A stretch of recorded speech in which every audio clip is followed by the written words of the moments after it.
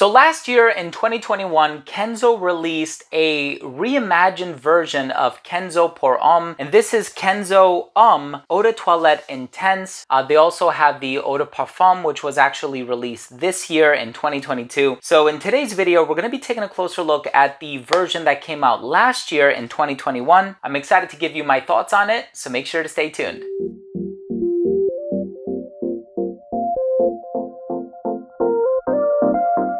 Now, before I begin today's video and I tell you all about Kenzo Homme Eau De Toilette Intense, a fragrance composed by Kenzo Homme Eau, and I tell you all about the notes, the performance, the longevity, comparisons, do I think it smells similar to the original, which came out a long time ago? I do want to start things off by mentioning that if you're a fan of fragrance-related content, please do consider supporting the channel by subscribing to it. Make sure to hit that bell icon so you can be notified whenever I do upload future videos to the channel. And of course, give this video a thumbs up if you enjoyed it or if you took something of value from today's episode. Now, Kenzo Homme Eau is an amazing perfumer. He has done so many fragrances, including Delina by Parfum de Marly and many others. And even there's a new Good Girl by Carolina Herrera that smells quite similar to it. It's in a different colored bottle from the original, from what I remember. Here we have a bottle that is shaped like bamboo, which I think is really cool. I do think that the larger sizes look a little bit cooler, but I ended up getting, what is this, the 1 ounce? 1.3 fluid ounces. And bamboo is actually not in the note breakdown, but you do have calypso, you have sandalwood, you have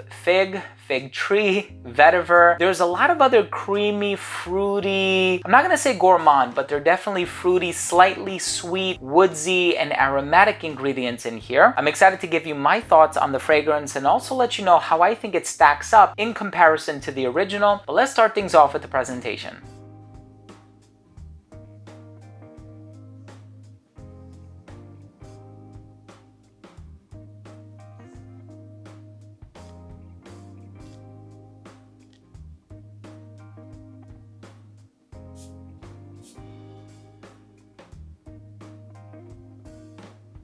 So right in the opening of this fragrance, you are going to get something oceanic about it. And perhaps the calypso has something to do with it, but it's definitely very fresh, oceanic, a little bit salty, but not too much. I've smelled far saltier fragrances on the market. But it does have this fresh opening that I think makes it great for the hotter weather. And that is precisely when I've been wearing this one. I just came back from a trip from Europe and I've been wearing this a whole lot. That's actually where I purchased it. I still can't find this in the States for whatever reason. So that's one of the motivators behind me purchasing it when I was vacationing there. And once that fresh oceanic vibe settles down, you are going to get this fig note that comes to the fore. And it's not an ultra juicy fig ingredient. I know Wilhelm has a fig fragrance that is very juicy, purple fig if I'm not mistaken. And I've tried fig in Philosopos by Diptyque, and those are really juicy, overripe, kind of saccharine. That's not what you're gonna get from this. It's more creamy and also like a little lactonic. It's funny, I saw online people were comparing it to Fusion d'Issei by Issei Miyake, and I think that's a fragrance composed by Natalie Lorson, so different perfumer, but I actually do get the comparisons. I think this one is kind of similar to Fusion d'Issei, and Fusion d'Issei also has this sort of fig and sandalwood combination, and that is precisely what's happening in here too. You know, when I initially smelled it,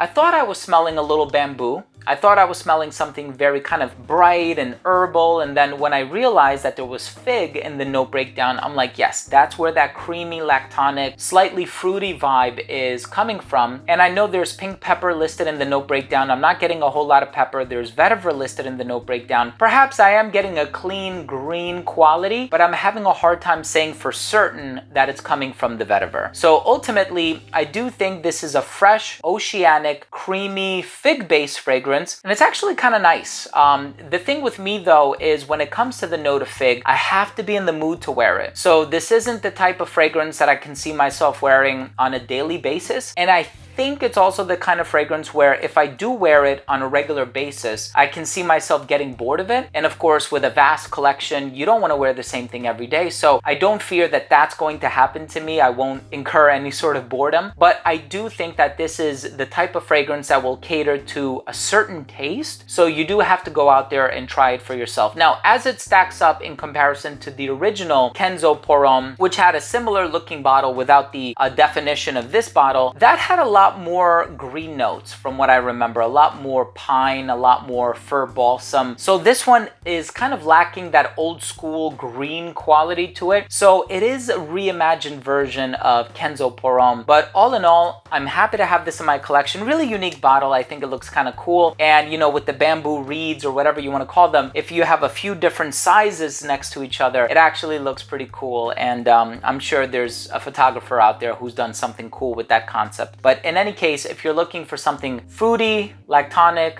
fresh, oceanic, with decent performance for the summertime, I think this is a solid scent. Let's go ahead and finish things off with my overall assessment. Now, first up, in terms of the uniqueness and the overall smell, not the most unique fragrance out there, and I say that because it does smell a lot like Fusion d'Essai by Issey Miyake, but the overall smell is very pleasant. It is mass appealing. There's nothing offensive about it. It's completely inoffensive is what I meant to say. Longevity on this one is about 6 hours, so not the greatest in the longevity department. Projection on this one was good for the first 45 minutes of application. Right around the third hour of application, it sat below an elbow's length, and right around hour 5 or 6, I really had a hard time smelling it on me. So the performance on this one is not the best, and for a name like Eau De Toilette Intense, I suppose I expected it to be a little bit stronger than it actually is. Versatility on this one, pretty versatile. I actually do think it's pretty unisex. I think this one can work well in any season, but I think it's really going to shine in the hotter weather because of those C notes that are in here. And I think this is a little bit more casual than it is formal, and I think it'll appeal to anybody of any age. The presentation of it is very cool to conclude things. So my final verdict on this fragrance is it does smell very different from the original. So if you're a consumer looking to maybe re-experience, you know, some of the fond memories that you might have with the original, it's not going to happen with it. And that was my, you know, initial thing that I became aware of. It does smell quite different from the original. However, I think if you're looking for a fig-based fragrance that strikes a nice balance of fig, sandalwood, and C notes, check out Kenzo Homme Eau De Toilette Intense. I look forward to trying the Eau de Parfum version, which just came out this year. Hopefully it becomes available at the very least on a website that'll ship to the United States, because I would love to purchase it. Even if it does mean it's a blind buy, I'll do it so I can review it for you guys. But in any case, thank you so much for joining me today. That was my review of Kenzo Homme Eau De Toilette Intense. If you enjoyed this review, or if you took something of value from today's episode, please do consider supporting the channel by subscribing to it. Make sure to hit that bell icon so you could be notified whenever I do upload future videos to the channel. And of course, give this video a thumbs up if you enjoyed it, or if you took something of value from today's episode. Thanks again for watching. Love you guys. We'll see you tomorrow.